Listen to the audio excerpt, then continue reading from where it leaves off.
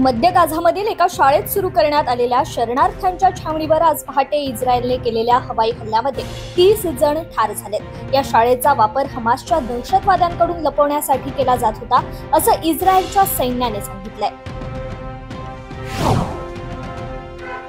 युक्रेनच्या सैनिकांना फ्रान्स प्रशिक्षण देणार आहे, अशी माहिती युक्रेनच्या सैन्याधिकाऱ्यांनी दिली होती। या पार्श्वभूमीवर फ्रेंच सैन्याचा कुणीही अधिकार युक्रेनमध्ये असेल तर त्याच्यावर निश्चितच आक्रमण करू, अशी चेतावणी रशियाचे परराष्ट्र मंत्री सर्गेई लाव्हरोव्ह यांनी पत्रकार परिषदेत दिली आहे।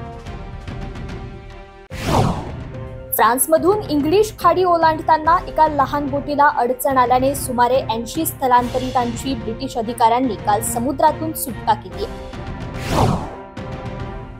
लोकसभा निवडणुकीत विजय मिळवल्याबद्दल तैवानच्या अध्यक्षांनी केलेल्या अभिनंदनाचा स्वीकार केल्याबद्दल चीनने भारताकडे नाराजी व्यक्त केली आहे। तैवानचे अध्यक्ष लाई चीन यांनी गेल्या महिन्यात तैवानच्या अध्यक्षपदी निवड झाली आहे। नरेंद्र मोदी पुन्हा पंतप्रधान बनल्यास त्यांना राज्यघटना पालटण्याचा अधिकार मिळेल, तसेच भारत हिंदू राष्ट्र बनेल, असा दावा पाकचे माजी परराष्ट्र सचिव एजाज अहमद चौधरी यांनी केलाय।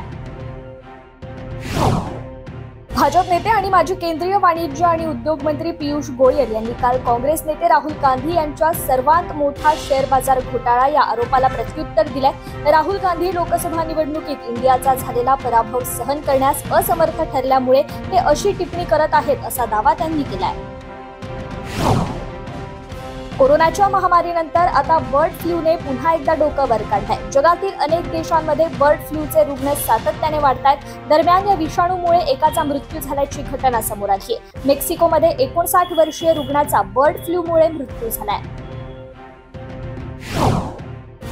उत्तर पश्चिमी सिरियामध्ये काल एक भीषण अपघातात एक स्कूल बस नदीत कोसळली आहे। या दुर्घटनेत जवळपास 7 लोकांचा मृत्यू झालाय तर 20 लोक जखमी झाले। स्कूल बस ओरोंटेस नदीत कोसळली। स्थानिक नागरिकांच्या मते हा अपघात इदबिल शहराच्या पश्चिमेकडील दारकुश जवळ घडलाय। एलॉन मस्क यांच्या स्पेस एक्स कंपनीच्या स्टारशिप रॉकेट प्रणालीने चौथ्या चाचणीत मोठी झेप घेतली आहे। या उड्डाणात स्टारशिप यानाने पहिल्यांदाच समुद्रात यशस्वी लँडिंग केलंय। क्यूएस वर्ल्ड युनिव्हर्सिटी रँकिंगमध्ये देशातील सर्वोत्तम 20 शिक्षण संस्थांच्या यादीत मुंबई विद्यापीठाने मोहोर उमटवली, तर आशियातील सर्वोत्तम शिक्षण संस्थांच्या यादीत विद्यापीठाने 67व्या क्रमांकावर झेप घेतली आहे। भारताच्या विदेशी मुद्रेमध्ये 651.5 अब्ज डॉलर्सने आतापर्यंत सर्वाधिक वाढ झाल्याचं आरबीआय गव्हर्नर शशिकांता दास यांनी बोलताना सांगितलंय। मे 2024 पर्यंत 646.673 अब्ज डॉलर्सचा अंतिम अहवालानंतर आता एकूण विदेशी मुद्रेची संख्या 4.83 अब्ज डॉलर्सने वाढली आहे। बायोफार्मास्युटिकल क्षेत्रात पुरवठा शृंखला तयार करण्यासाठी संयुक्त प्रयत्न करण्यासाठी आघाडी करण्याच्या प्रयत्नांचा भाग म्हणून दक्षिण कोरिया, भारत, अमेरिका, जपान आणि युरोपियन संघ एकत्रित आले। भारतीय संघाने T20 वर्ल्ड कप स्पर्धेत विजयाने सुरुवात करताना आयर्लंडवर मात केली आहे। आता भारताचा पुढील सामना 9 जून रोजी कट्टर प्रतिस्पर्धी पाकिस्तान विरुद्ध होणार आहे। आज द्रविड आणि निवड समिती प्रमुख अजित आगरकर यांनी भारतीय संविधानाचे शिल्पकार डॉ. बाबासाहेब आंबेडकर यांना न्यूयॉर्क येथे आदरांजली वाहिली आहे।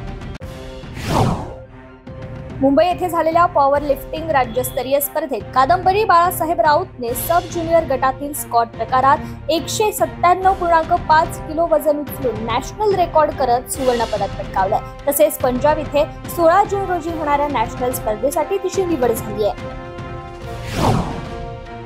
भारताचा नेमबाज सरबजोत सिंगने शूटिंग रेंजवर अचूक निशाणा साधलाय। त्याने म्युनिच येथे सुरू असलेल्या जागतिक नेमबाजी विश्वकरंडकातील पुरुषांच्या 10 मीटर एअर पिस्तूल प्रकारात सुवर्ण पदकाला गवसणी घालत आपले वर्चस्व प्रस्थापित केलंय।